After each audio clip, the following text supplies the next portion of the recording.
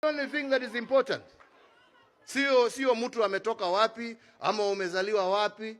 Na ndipo nilikuwa nawaambia hii story, watu walikuwa wanazungusha sijui Hasla, sijui huyu ni mtoto wa single mother, si huyu ni mtoto wa dynasty.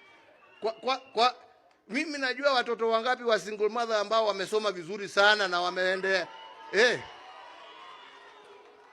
Lakini kusema ati wewe sababu wewe umezaliwa na single mother, hiyo ndio qualification yako ya kuchaguliwa.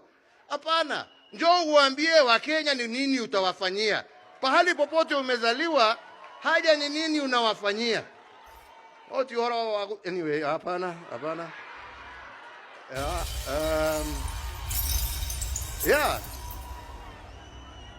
Kila mtoto, uwe umezaliwa kwa nyumba ya matope, uwe umezaliwa kwa nyumba ya dhahabu, kila mtu ako na nafasi ya kuongoza taifa hili letu la Kenya. Haja ni apatiwe nafasi.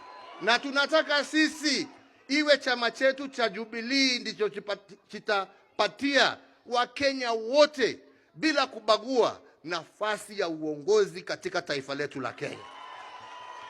Na hiyo ndio lengo letu. Na hiyo ndio nimesema, na nitahakikisha mimi nimesimamia hiyo process mpaka mwisho, na ndio zile shida